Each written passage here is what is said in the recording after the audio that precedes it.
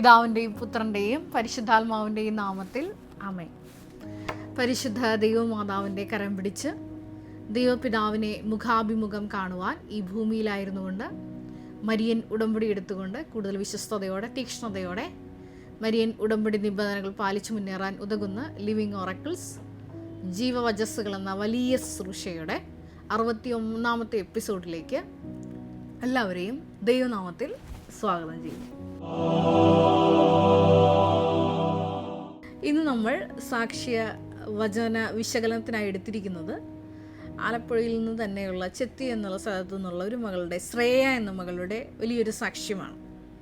ഈ മകളുടെ സാക്ഷ്യത്തിൻ്റെ പ്രത്യേകത എന്ന് പറയുന്നത് നമുക്കറിയാവുന്ന പോലെ യൗവനത്തിൽ, അതായത് ഒന്നിലും സന്തോഷം തോന്നുന്നില്ല എന്ന് വരുന്ന ഒരു ദുർദിനങ്ങൾ ഒരുവൻ്റെ ജീവിതത്തിൽ ഉണ്ടാവുന്നതിന് മുമ്പ് യൗവനകാലത്ത് നിൻ്റെ സൃഷ്ടാവിനെ സ്മരിക്കുക എന്നുള്ള സഭാപ്രസംഗകൻ്റെ തിരുവചനത്തോട് ചേർത്താണ് ഞാൻ ഈ ഒരു സാക്ഷ്യം വിശകലനം ചെയ്യാൻ ആഗ്രഹിക്കുന്നത്.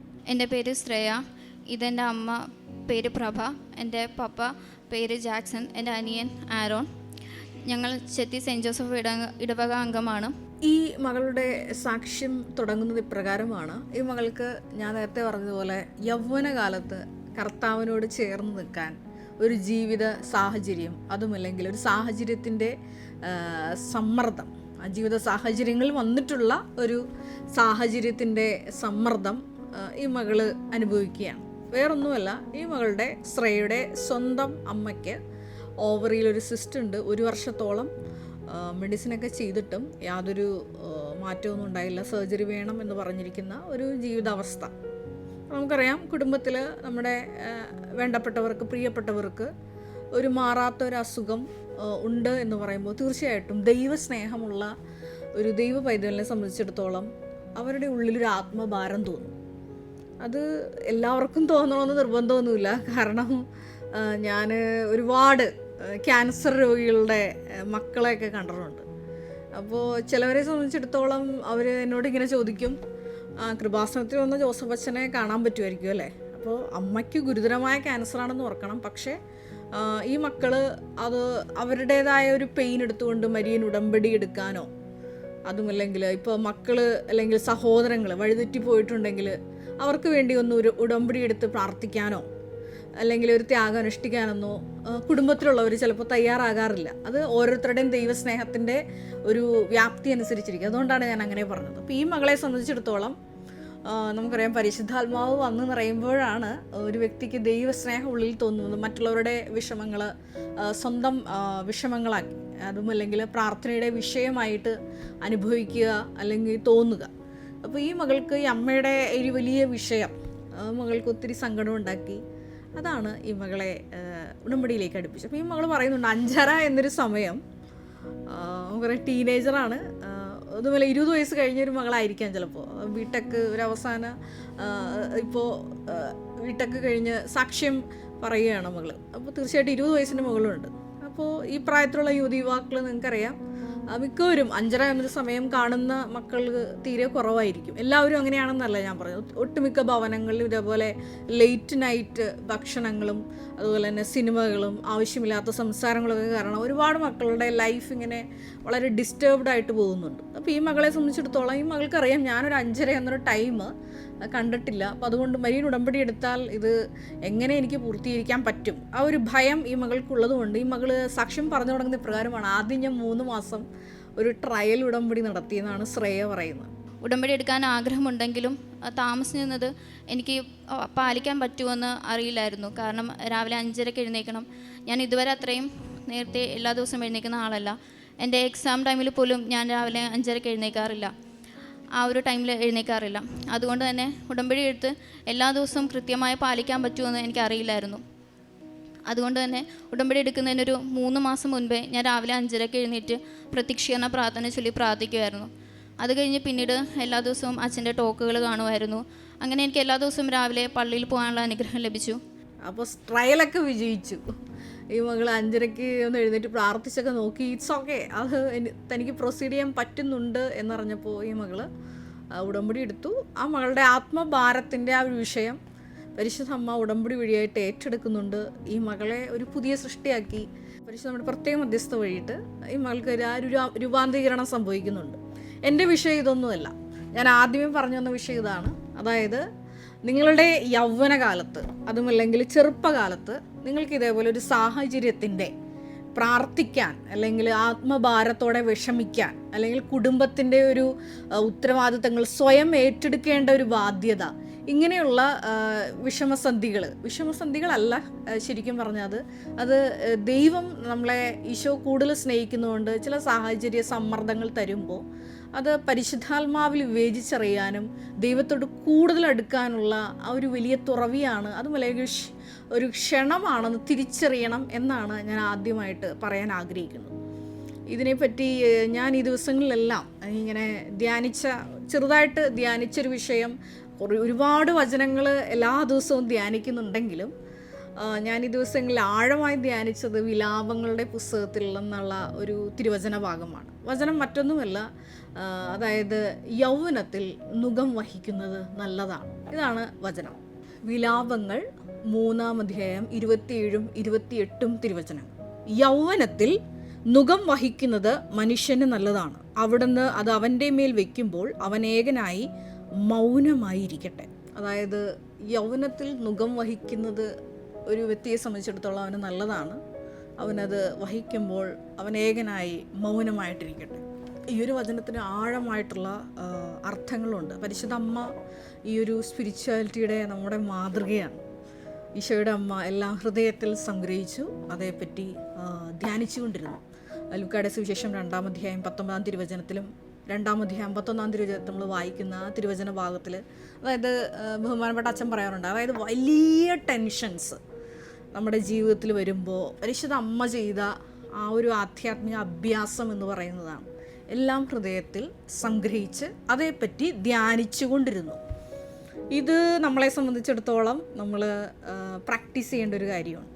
അതേ തിരുവചന ഭാഗം തന്നെയാണ് വിലാപങ്ങൾ കൈകാര്യം ചെയ്യുന്നത്. വിലാപങ്ങൾ 3:27-28. അതായത് യൗവനത്തിൽ ഒരുവനെ സംബന്ധിച്ചിടത്തോളം നുകം വഹിക്കുന്നത് നല്ലതാണ്. ഇങ്ങനെ നുകം വയ്ക്കപ്പെടുമ്പോൾ നമ്മൾ ചെയ്യേണ്ട ഒരു മനോഭാവം മൗനമായിട്ടിരിക്കുക എന്ന് പറഞ്ഞാൽ ദൈവപിതാവിനെ അത് ഏൽപ്പിക്കുക എന്നുള്ളതാണ് അതിൻ്റെ വിഷയം.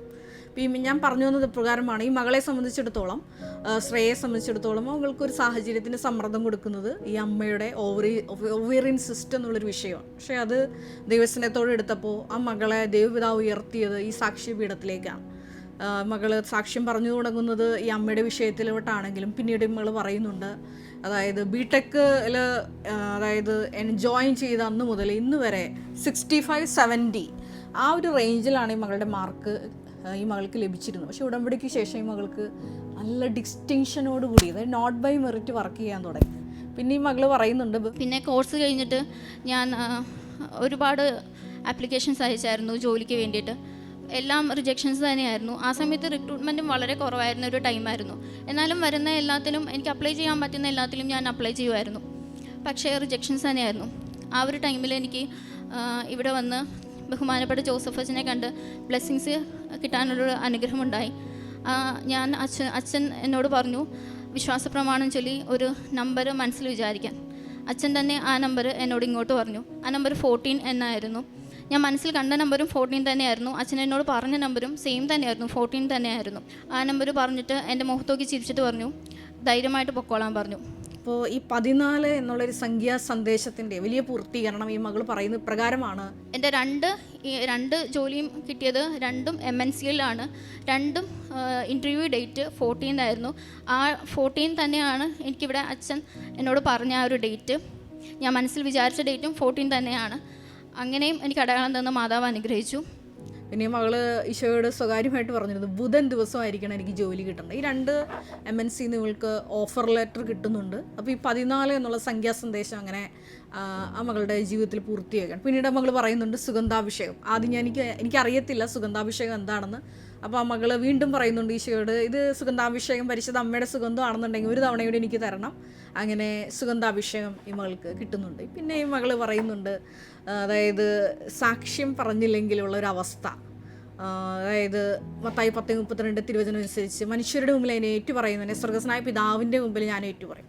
അപ്പോൾ അറിയില്ല, അതായത് മനുഷ്യരുടെ മുമ്പിൽ ഈശോനെ മഹത്വപ്പെടുത്തിയില്ലെങ്കിൽ മുകളിൽ ചെല്ലുമ്പോൾ എന്നെ അറിയില്ല എന്ന് പറയുന്ന ആ ഒരു വലിയ ഭാഗം എനിക്ക് ഒരു വലിയ ബോധ്യം കിട്ടിയത്. അതായത് കിട്ടുന്ന അവസരങ്ങളിലെല്ലാം ഈശോയെ മഹത്വപ്പെടുത്തണമെന്നുള്ള ഒരു ആഴമായിട്ട് ബോധ്യം കിട്ടി. പിന്നെ ഈ മകൾ പറയുന്നുണ്ട്, എല്ലാ ചൊവ്വാഴ്ചത്തെയും ഉടമ്പടി ധ്യാനം എനിക്ക് അറ്റൻഡ് ചെയ്യാൻ സാധിച്ചു. അതുപോലെ തന്നെ നിത്യജീവിതത്തെക്കുറിച്ചും എനിക്കിങ്ങനെ ഞാനത് എങ്ങനെയൊക്കെയാണെന്ന് മനസ്സിലിങ്ങനെ വിചാരിച്ചിരുന്ന സമയത്ത് ആ ആഴ്ച തന്നെ അച്ഛൻ പറയാണ്, നിത്യജീവിതം എന്ന് വെച്ചാൽ ഈശോയുടെ തിരുഹൃദയത്തിൽ നമുക്ക് ഇടം ലഭിക്കുക എന്നാണ്. അങ്ങനെ എനിക്ക് ഉടമ്പടി ധ്യാനം വഴി ഒത്തിരി ഉടമ്പടിയിൽ മുന്നോട്ട് പോകാൻ എനിക്ക് സാധിച്ചു. അത് ആ മകൾക്ക് ആഴമായിട്ടുള്ള ബോധ്യത്തോടു കൂടിയിട്ടാണ് ഈ മകള് ഈ തനിക്ക് കിട്ടിയ മരിയൻ ഉടമ്പടി അനുഭവങ്ങൾ ചുരുങ്ങിയ, പിന്നെ അനിയന് അഡ്മിഷൻ കിട്ടിയ കാര്യമൊക്കെ പറയുന്നുണ്ട് എഞ്ചിനീയറിംഗ് ഗവൺമെൻറ്റിൽ. അപ്പം അങ്ങനെ ആ ഒരു ചെറുപ്രായത്തിൽ ഈ മകള് ആർജിക്കാവുന്ന ആധ്യാത്മിക ആസ്തി ആ മകള് ആർജിച്ചു. പിന്നെ നമ്മൾ പറയുന്നത് 3 മക്കളെ ഇവിടെ കൊണ്ടുവന്ന് ഉടമ്പടി എടുപ്പിച്ചു. പിന്നെ കാരുണ്യ പ്രേക്ഷിത പ്രവർത്തനങ്ങളൊക്കെ ആ മകൾ ചെയ്യുന്നുണ്ട്. ഞാൻ ആദ്യം പറഞ്ഞ വിഷയത്തിലേക്ക് തിരിച്ചു പോവുകയാണ്. യൗവനത്തിൽ നുകം വഹിക്കുന്നത് നല്ലതാണ്. അതെ, എന്നെ കേൾക്കുന്ന യുവജനതയോടാണ് എനിക്ക് പറയാനുള്ളത്. നിങ്ങളുടെയൊക്കെ ജീവിതത്തിൽ നിങ്ങൾക്ക് താങ്ങാവുന്നതിലപ്പുറമുള്ള ഭാരങ്ങൾ, വേദനകൾ നിങ്ങളിപ്പോൾ വഹിക്കുന്നുണ്ടെങ്കിൽ ഈ ഒരു സന്ദേശം നിങ്ങൾക്കുള്ളതാണ്. അപ്പോൾ അങ്ങനെ ഒരു സാഹചര്യത്തിൻ്റെ സമ്മർദ്ദം നിങ്ങൾക്കുണ്ടെങ്കിൽ അത് ഈശോയോട് കൂടുതൽ അടുക്കാനും ചേർന്നിരിക്കാനുമുള്ള ഒരു ദൈവ വിളിയായി ഈ സമയം മുതൽ നിങ്ങൾ എടുക്കണം. അതായത് ശക്തനായവൻ്റെ വലിയ കാര്യങ്ങൾ നിങ്ങളിലൂടെ ദൈവം പ്രവർത്തിക്കാൻ പോകുന്നത് ഇത്തരത്തിലുള്ള സാഹചര്യങ്ങളുടെ സമ്മർദ്ദങ്ങളിലൂടെയാണ്. അപ്പോൾ ഇങ്ങനെ വലിയ നുകമൊക്കെ നമുക്ക് വഹിക്കേണ്ടി വരുമ്പോൾ തിരുവചനം നമുക്ക് പറഞ്ഞു തരുന്ന ഒരു ജീവിത നിലപാടുണ്ട്. അതിനെ എങ്ങനെ സമീപിക്കണം? അത് അവൻ മൗനമായിരിക്കട്ടെ. അതെ, ഈശോയുടെ അമ്മ എല്ലാം ഹൃദയത്തിൽ സംഗ്രഹിച്ചു. ഇങ്ങനെ ഹൃദയത്തിൽ സംഗ്രഹിക്കുമ്പോൾ, ദൈവപിതാവിനെ ഏൽപ്പിക്കുമ്പോൾ എല്ലാം തന്നെ സ്നേഹിക്കുന്നവർക്ക് തൻ്റെ പദ്ധതി പ്രകാരം വിളിപ്പെട്ടിരിക്കുന്നവർക്ക് എല്ലാം അവിടെ നിന്ന് സകലതും നന്മയ്ക്കായിട്ടാണ് പരിണമിക്കുന്നത്. അപ്പോൾ ആദ്യം ഞാൻ പറഞ്ഞു വന്ന പോയിന്റ് ഇതാണ്. നിങ്ങൾക്ക് അങ്ങനെ ഒരു ആത്മഭാരം തോന്നണമെന്നുണ്ടെങ്കിൽ വലിയ ദൈവ സ്നേഹം വേണം എന്നുള്ളത്. ഇനി ആ സാഹചര്യത്തിൻ്റെ സമ്മർദ്ദം അത് ദൈവത്തിൽ ആശ്രയിക്കാനുള്ള ഒരു ദൈവ വിളിയാണെന്ന് രണ്ടാമതായിട്ട് നമ്മൾ തിരിച്ചറിയണം. ഇന്ന് പല യുവജനതകളും ഇതേപോലെയുള്ള പ്രശ്നങ്ങളിലൂടെയൊക്കെ കടന്നു പോകുമ്പോൾ അവരാശ്രയിക്കുന്നത് ചില സുഹൃത്ത് വലയങ്ങളുടെ കൂട്ടത്തിലും അതുമല്ലെങ്കിൽ ലഹരിയുടെ അടിമപ്പെട്ടൊക്കെയാണ് അവർ ആനന്ദം കണ്ടെത്തുന്നത്. ഇവിടെ ശ്രേയ എന്ന മകള് ഒരു ചെറിയ വിഷയമാണത് അവളുടെ കുടുംബത്തിലുണ്ടായത്. അത് ഉടമ്പടി എടുക്കാനുള്ളൊരു ദൈവവിളിയായി ആ മകള് തിരിച്ചറിഞ്ഞു. ഫലമോ എന്താണ്? ആ മകളെ നിത്യജീവിതത്തിൻ്റെ ആ വലിയ വാതായനങ്ങളിലേക്ക്, അതിൻ്റെ കൂടുതൽ അർത്ഥതലങ്ങളിലേക്ക്, ആഴങ്ങളിലേക്ക് പരിശുദ്ധ അമ്മ കൈപിടിച്ച് കൂട്ടിക്കൊണ്ട് പോവുകയാണ്. മകളുടെ യാത്ര ഇപ്പോൾ ആരംഭിച്ചിട്ടേ ഉള്ളൂ. ചെറിയ പ്രായത്തിൽ തന്നെ ഈശോയെ അറിഞ്ഞ് മഹത്വപ്പെടുത്തി ജീവിക്കാനുള്ള വലിയൊരു ദൈവവിളിയാണ് ഈ ഒരു മരിയൻ ഉടമ്പടി എന്നുള്ളത്. ഞാൻ എൻ്റെ ജീവിതമായിട്ട് ഇത് തട്ടിച്ച് വായിക്കാൻ ആഗ്രഹിക്കുന്നുണ്ട്.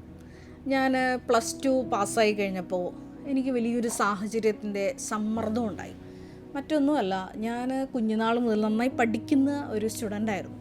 കുറേ നാൾക്ക് മുമ്പ് വരെ എൻ്റെ LP സ്കൂളിലെ പ്രോഗ്രസ് കാർഡൊക്കെ എൻ്റെ കയ്യിലുണ്ടായിരുന്നു. അപ്പോൾ ക്ലാസ് 1st 2nd ഇതായിരുന്നു എൻ്റെ ഒരു പ്ലേസ് എന്നുള്ളത്. 4ാം ക്ലാസ്സിൽ എനിക്ക് LSS സ്കോളർഷിപ്പ് ടെസ്റ്റ് കിട്ടിയായിരുന്നു. 5ാം ക്ലാസ് മുതൽ കാറ്റഗിസത്തിൽ സോണൽ ലെവൽ റാങ്ക് ഹോൾഡറായിരുന്നു. ഇങ്ങനെയൊക്കെ പഠിച്ച് വന്നെങ്കിലും ഞാൻ 10ാം ക്ലാസ്സിൽ നന്നായിട്ട് ഉഴപ്പി. അതായത് സുഹൃത്തുക്കളുമൊക്കെ അയച്ചത് മോശമായിട്ടൊന്നും ഇല്ലെങ്കിൽ പോലും ഞാൻ നന്നായി പഠനത്തിൽ ഉഴപ്പി. അപ്പോൾ അതുകൊണ്ട് തന്നെ എൻ്റെ ചെറുപ്പം മുതൽ എൻ്റെ ഉള്ള ആഗ്രഹം ഞാനൊരു ഡിഗ്രി എടുക്കുകയാണെങ്കിൽ അത് ഞാൻ MBBS എടുക്കുകയുള്ളൂ എന്ന് വീട്ടിലെല്ലാവരോടും എന്നെ പരിചയമുള്ള എല്ലാവരോടും ഞാൻ പറഞ്ഞിരുന്നു. അപ്പോൾ ഇങ്ങനെ പഠനത്തിൽ ഉഴപ്പിയത് കൊണ്ട് എനിക്ക് വീട്ടിൽ നിന്നൊരു പണിഷ്മെൻറ്റ് കിട്ടി. അതായത് അമ്മ പറഞ്ഞു, എൻട്രൻസിന് പോകണ്ട, അല്ലാതെ +2 കിട്ടി അഡ്മിഷൻ കിട്ടി അതിന് മോൻ പോയി ചേർന്നാൽ മതി എന്ന് പറഞ്ഞു. അത് എന്നെ സംബന്ധിച്ചിടത്തോളം വളരെ ഷോക്കായിപ്പോയി എന്ന് വെച്ചാൽ നന്നായിട്ട് ബേസ് ഇട്ട് പഠിച്ചത് 10ാം ക്ലാസ് മാത്രമേ ഉഴപ്പിയിട്ടുള്ളൂ. ബാക്കി എല്ലാ സ്റ്റാൻഡേർഡും നന്നായി പഠിച്ചിട്ടുണ്ട്.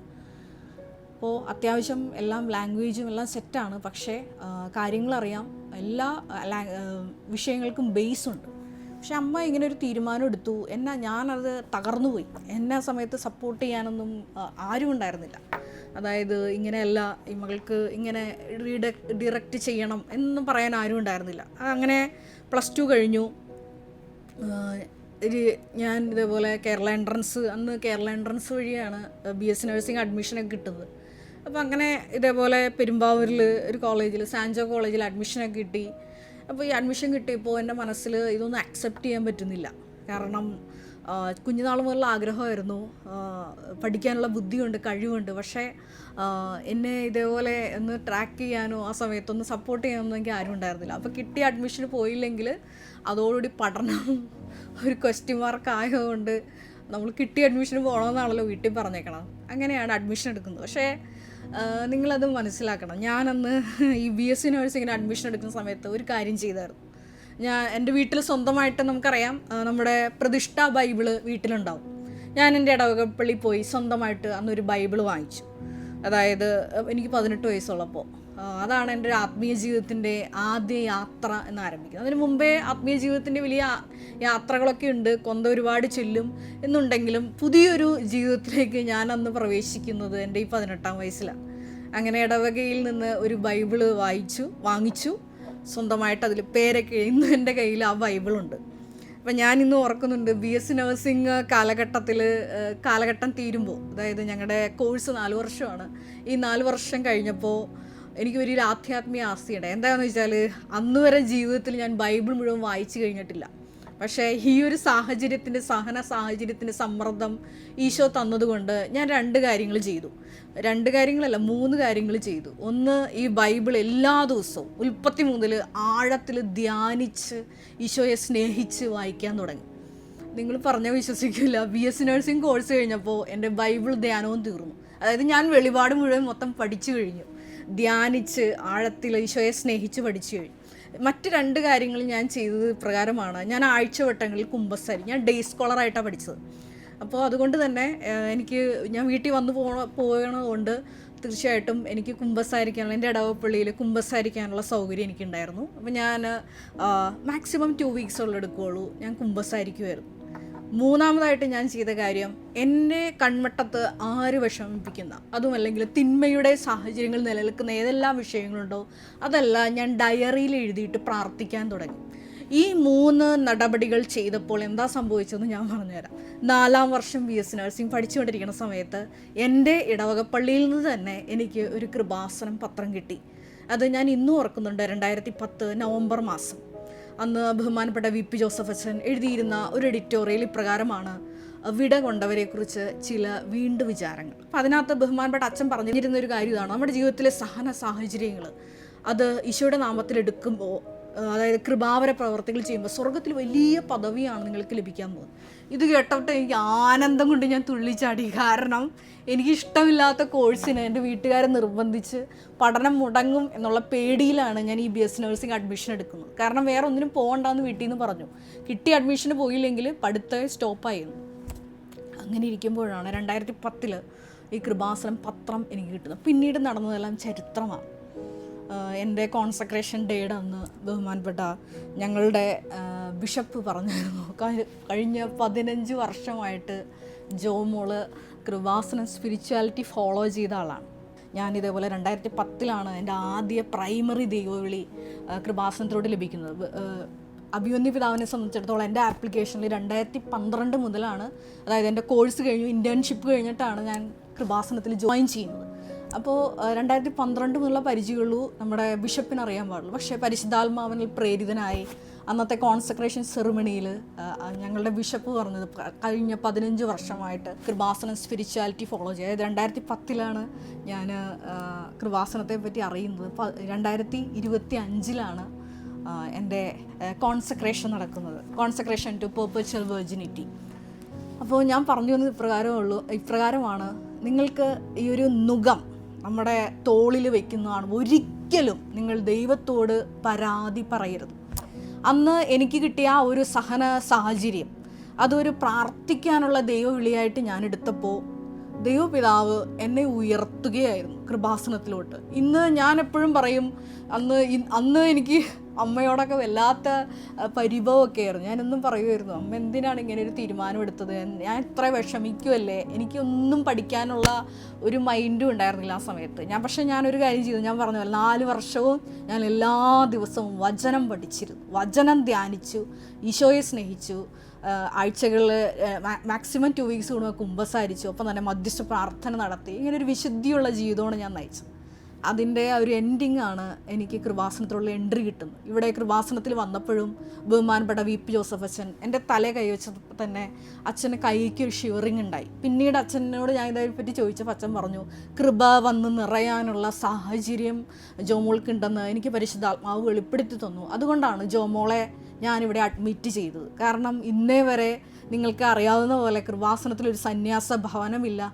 അച്ഛനെ സംബന്ധിച്ചിടത്തോളം ഒരു റിസ്ക്കാണ്. അതായത് ആലുവയിൽ നിന്ന് ഒരു പെൺകുട്ടി വന്നു എന്ന് പറഞ്ഞ് ഇവിടെ അഡ്മിറ്റ് ചെയ്യണമെന്ന് യാതൊരു നിർബന്ധവുമില്ല. പക്ഷേ എൻ്റെ ഇത്രയും നാളത്തെ, അതായത് നീണ്ട 6 വർഷത്തെ ഉപവാസം, പ്രാർത്ഥന, അതുപോലെ തന്നെ ഇതേപോലെയുള്ള വ്യക്തിപരമായിട്ടുള്ള സ്വന്തം എൻ്റെ ഒരു ആന്തരിക വിശുദ്ധീകരണത്തിന് വേണ്ടി ഞാൻ എന്നെ തന്നെ ദൈവത്തിന് വിട്ടുകൊടുത്ത് സമർപ്പിച്ചപ്പോൾ എന്നെ ദൈവപിതാവ് എടുത്തുയർത്തുകയായിരുന്നു.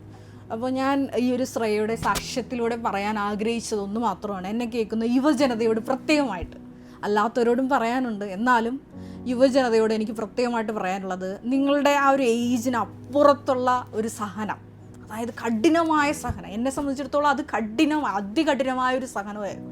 ഇഷ്ടമില്ലാത്ത കോഴ്സിന് നിർബന്ധിച്ച് വീട്ടുകാരാൽ അഡ്മിറ്റ് ചെയ്യപ്പെടുമ്പോൾ എനിക്ക് ഒരിക്കലും അത് അക്സെപ്റ്റ് ചെയ്യാൻ പറ്റില്ലായിരുന്നു. ഇവിടുത്തെ ഒറ്റ മരിയൻ തപസ് ധ്യാനത്തിലാണ് എനിക്ക് അഭിഷേകം കിട്ടിയത്. അന്ന് മുതൽ എൻ്റെ മനസ്സിൽ നിന്ന് ആ കഠിന ദുഃഖം മാറിപ്പോയി. പിന്നെ ദൈവപിതാവ് എന്നെ നേരിട്ട് എനിക്ക് വെളിപ്പെടുത്തി തന്നു, ജോമോളെ നിൻ്റെ ദൈവവിളി ഇതാണ്, ഇത്രയും അതികഠിനമായ സഹനത്തിലൂടെയെല്ലാം നിന്നെ ദൈവം കടത്തിവിട്ടിയത് വലിയ പദ്ധതികൾ നിന്നിലൂടെ പൂർത്തീകരിക്കാൻ വേണ്ടിയിട്ടാണ്. അങ്ങനെയാണ് ഞാൻ ഇന്നും ഓർക്കുന്നുണ്ട് ഓരോരോ കാര്യങ്ങൾ ദൈവപിതാവ് വെളിപ്പെടുത്തിയ അനുസരിച്ചാണ് ബഹുമാനപ്പെട്ട വി പി ജോസഫ് അച്ഛനോട് ആലോചന ചെയ്ത് കൃപാസനത്തിന് വളർച്ചയ്ക്ക് വേണ്ടി എനിക്ക് നാളെ ഇതുവരെ പ്രവർത്തിക്കാൻ കഴിഞ്ഞത്. ഇത് ഈ ഒരു എപ്പിസോഡ് ചിലപ്പോൾ നീണ്ടുപോയിട്ടുണ്ടാകും. കാരണം പക്ഷേ എൻ്റെ ഈ ഒരു അനുഭവം എന്നെ ശ്രവിക്കുന്ന യുവതി യുവാക്കൾക്ക് ഒരുപാട് പ്രയോജനപ്പെടുന്നു എനിക്ക് ഉറപ്പാണ്. കാരണം ഈ കഴിഞ്ഞ കുറേ മാസങ്ങൾക്ക് മുമ്പ് ഞാനൊരു മകളെ കണ്ടുമുട്ടി കൃപാസനത്തിൽ. അപ്പോൾ എനിക്ക് ആ മകളെ കണ്ടുമുട്ടിയപ്പോൾ ഒത്തിരി മനസ്സിൽ സങ്കടം തോന്നി. ആ മകൾ എന്നോട് പറഞ്ഞ വിഷയം ഇതാണ്, 3 പ്രാവശ്യം ഞാൻ നീറ്റ് എൻട്രൻസ് എഴുതി റിപ്പീറ്റ് ചെയ്തുകൊണ്ടിരിക്കുമെന്ന് പറഞ്ഞു. ഈ 3 വർഷമാണ് ഈ മകളുടെ പോയത്. 3 വർഷം എഴുതിയിട്ടും ഈ മകൾക്ക് MBBSന് അഡ്മിഷൻ കിട്ടിയില്ല.